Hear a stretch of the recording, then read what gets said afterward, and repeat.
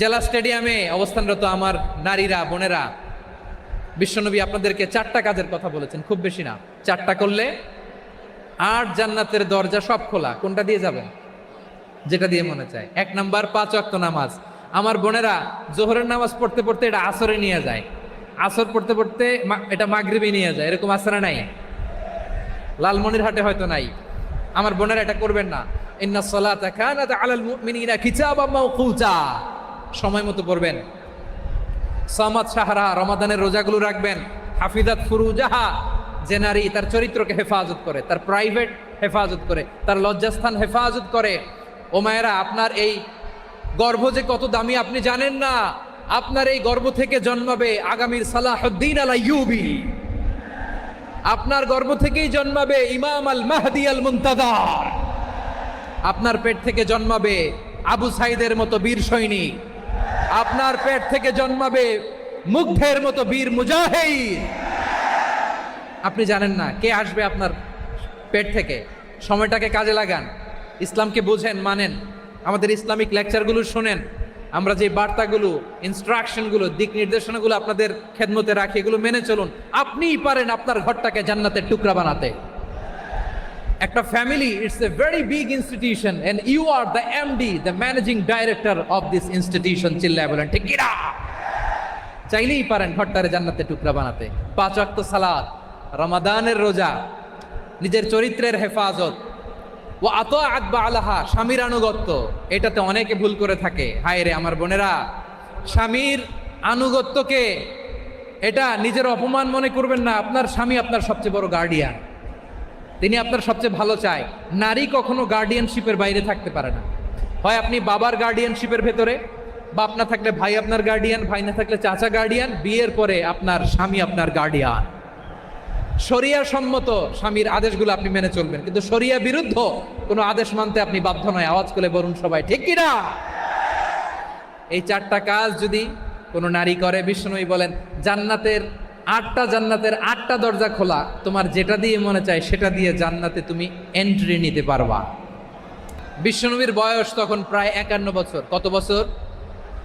বিশ্বনবীর সবচেয়ে কাছের মানুষ খাদিজা রাদিয়াল্লাহু তাআলা আনহা ইন্তেকাল করেছেন। বিশ্বনবী বড্ড কষ্ট পেলেন, হৃদয়টা ভেঙে খান খান। যিনি ঘরের ভেতরে বিশ্বনবীকে সান্ত্বনা দিতেন, ভালোবাসা দিতেন, বাইরে গেলে কুরাইশরা বকাঝকা করে, অত্যাচার করে, কিন্তু আম্মাজান খাদিজা রাদিয়াল্লাহু তাআলা আনহা ঘরটারে এমন শান্তির নীড় বানায় রেখেছেন, এই ঘরের ভিতরে ঢুকলে বিশ্বনবীর কলিজাটা ঠান্ডা হয়ে যেত। এজন্য রব্বুল আলামিন বলেন, খাদিজা, ও আমার বান্দি খাদিজা, জান্নাতে এমন স্পেশাল একটা ঘর আমি তোমার জন্য রেডি করে রেখেছি। ওই ঘরের মধ্যে কোনো আওয়াজ নাই, ওই ঘরের মধ্যে কোনো নয়েজ নাই, ওই ঘরে কোনো বিশৃঙ্খলা নাই। কারণ মক্কার জমিনে আমার নবী কুরাইশদের বিশৃঙ্খলা, নয়েজ আর ঝামেলাগুলোকে উপেক্ষা করে যখন তোমার ঘরের ভিতরে ঢুকতো, ঘরটারে তুমি শান্তির নীড়, ঠান্ডা, নীরব, নিস্তব্ধ, নিঝুম আর শান্তির নীড় বানিয়ে রেখেছো। এজন্য জান্নাতে স্পেশাল একটা শান্তির নীড় আমি তোমারে উপহার দেব। ওই প্রিয়তমা স্ত্রী খাদিজা ইন্তেকাল করলেন, বিশ্বনবীর হৃদয় ভেঙে খান খান। আবার ওনার চাচা আবু তালেব ইন্তেকাল করলেন, যিনি পলিটিক্যাল শেল্টার দিতেন নবীকে। কে দিতেন? আবু তালেবের ভয়ে, বিশ্বনবীর এই চাচার ভয়ে কোনো মুশরিক নবীর গায়ে হাত দেওয়ার সাহস পায় নাই। এখন স্ত্রীও নাই, চাচাও নাই, নবীকে আশ্রয় দেওয়ার কেউ নাই। নবীর চারদিকে অন্ধকার। নবী এখন কই যাবেন? আমার পেয়ারা নবী নতুন স্টেশন খুঁজতেছেন, নতুন দাওয়াতি প্ল্যাটফর্ম খুঁজতেছেন। তিনি যায়েদ বিন হারেসা রাদিয়াল্লাহু তাআলা আনহুকে নিয়ে মক্কার পাশের একটা নেইবরিং সিটি তায়েফে চলে গেলেন। কোথায় চলে গেলেন? লালমনিরহাটের ভাইয়ের আওয়াজ করে বলেন, কোথায় গেলেন? তায়েফে চলে গেলেন দিনের দাওয়াত দেওয়ার জন্য। কি দেওয়ার জন্য? নাকি জমি কিনতে গেছিলেন? জমি কিনতে? দুনিয়ার যশ খ্যাতির জন্য? নিজের কোনো লাভের জন্য? তায়েফবাসীদেরকে জাহান্নামের আগুন থেকে বাঁচানোর জন্য। আওয়াজ করে বলতে হবে ঠিক কিনা?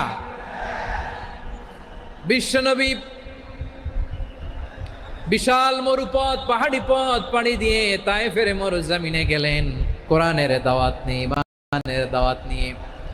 কিন্তু তায়েফের লোকেরা বিশ্বনবীর দাওয়াতকে শুধু প্রত্যাখ্যান করেই থামে নাই, তারা বিশ্বনবীর সাথে অত্যন্ত খারাপ আচরণ করেছে, বিশ্বনবীকে শারীরিকভাবে হেনস্থা করেছে, আমার নবীকে শারীরিকভাবে অত্যাচার করেছে, আমার পেয়ারা নবীর গায়ে পাথর মেরেছে, বিশ্বনবীর গা বেয়ে ঝরঝর করে রক্ত ঝরেছে, নবী জামিনের মধ্যে লুটিয়ে পড়েছেন, আবার মেরেছে, আবার নবী হাঁটতে শুরু করলেন, পেছন থেকে আবার মেরেছে, আবার নবী রক্তাক্ত হয়ে জামিনের মধ্যে লুটিয়ে পড়লেন, আবার মেরেছে।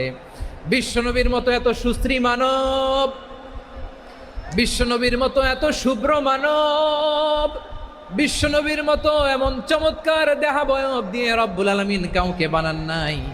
এরকম চমৎকার মানুষটাকে তারা তায়েফের ওই জমিনে রক্তাক্ত করেছে। বিশ্বনবী দুনিয়ার কোনো স্বার্থের জন্য সেখানে যান নাই, নিজের কোনো লাভের জন্য, প্রাপ্তির জন্য যান নাই, তায়েফবাসীদের জাহান্নামের আগুন থেকে বাঁচাতে গিয়েছেন। ঠিক কিনা বলেন?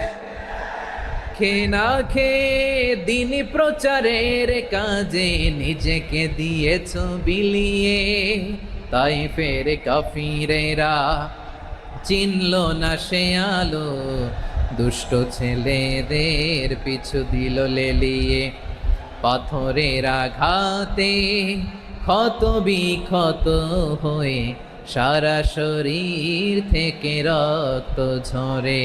হে রাসূল তোমাকে ভুলি আমি কেমন করে, হে রাসূল তোমাকে ভুলি আমি কেমন করে।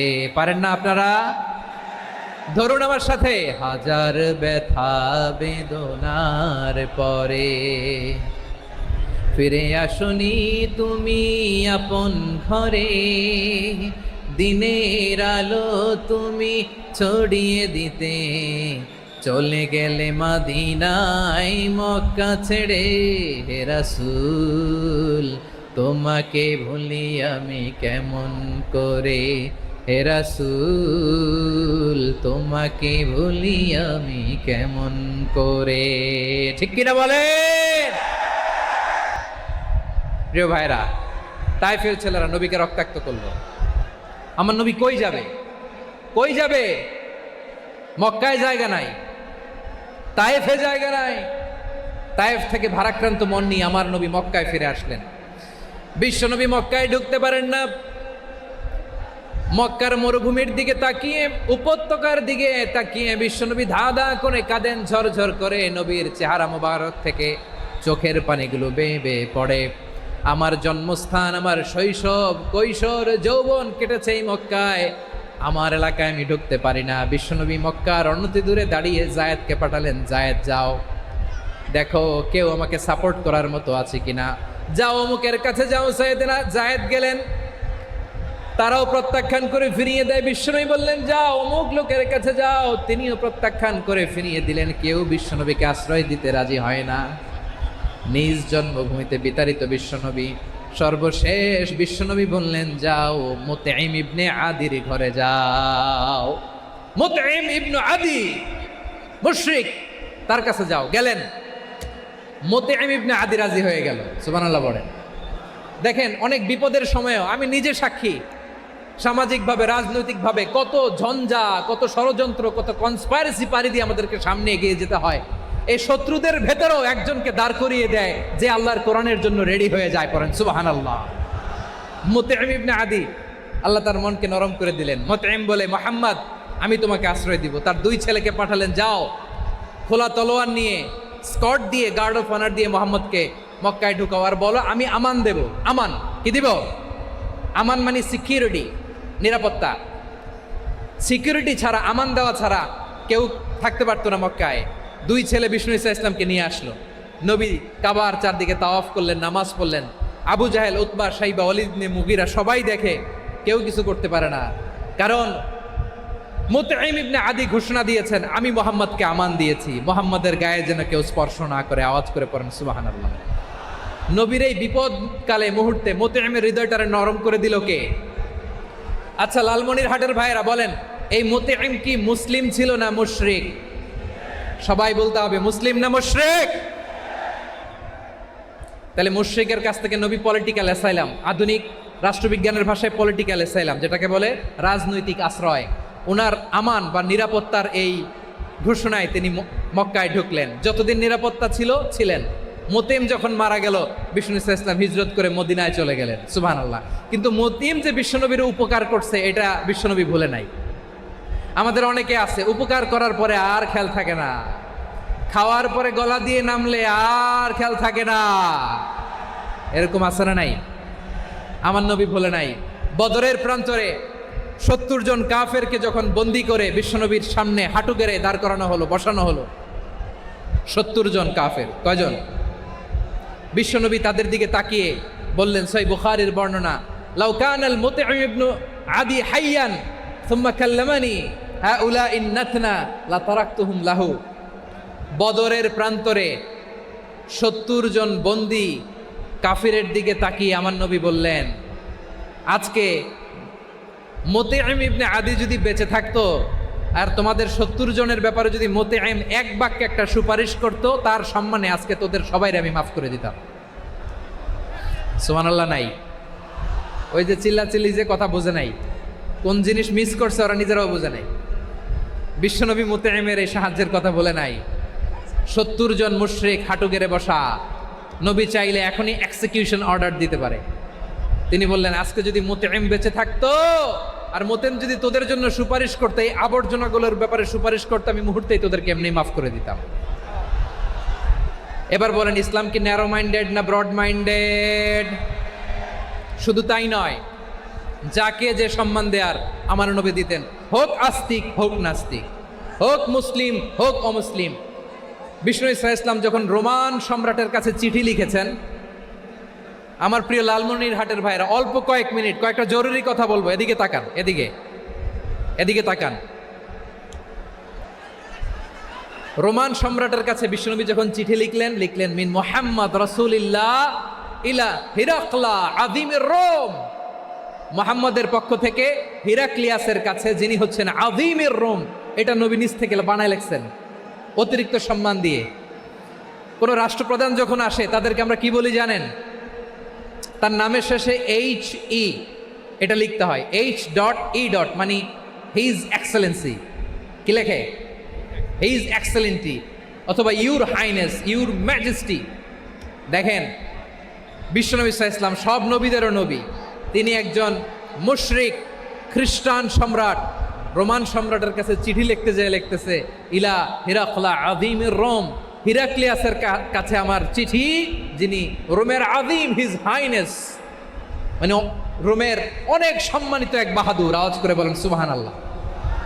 তার মানে যাকে যে সম্মান দেয়ার এটা বিশ্বনবী দিতেন। এমনকি যেই ইহুদিরা ভালো ছিল, এই ইহুদিদেরও প্রশংসা করেছেন বিশ্বনবী মুহাম্মদুর রাসূলুল্লাহ সাল্লাল্লাহু আলাইহি ওয়াসাল্লাম। এক ইহুদির প্রশংসা করেছেন বিশ্বনবী। ইহুদির কার? আমি তো আমার ভাইয়ের প্রশংসা করি না, আমি তো এক আলেম আরেক আলেমরে স্পেস দেই না, আমি তো এক দায়ী আরেক দায়ীর সাথে বসতে চাই না। আমার নবী ইহুদির প্রশংসা করে। কার প্রশংসা? ওই ইহুদির নাম ছিল মুখাইরেক। সিরাত গ্রন্থ ঘাটলে পাবেন। তিনি বলেছেন, মুখাইরেক খাইরু ইয়াহুদ, Mukhayriq is the best of the Jews. জুইশদের মধ্যে সে সবচেয়ে ভালো। কেন প্রশংসা করলেন তার? এর কারণ মদিনা চার্টারে কথা ছিল সব ধর্মের মুসলিম, মুশরিক, ইহুদিরা মিলে মদিনাকে রক্ষা করবে।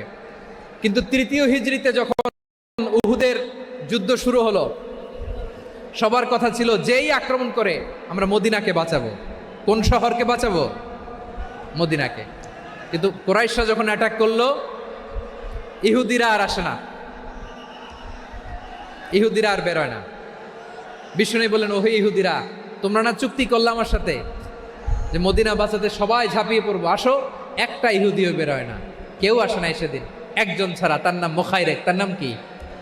মুখাইরেক বাহাদুরের মতো ঘোড়সাওয়ার হয়ে বেরিয়ে গেলেন এবং বললেন, গোটা ইহুদি সাম্রাজ্যের একজনও যদি না আসে, আমি মুখাইরেককে কেউ ঘরে আটকে রাখতে পারবে না।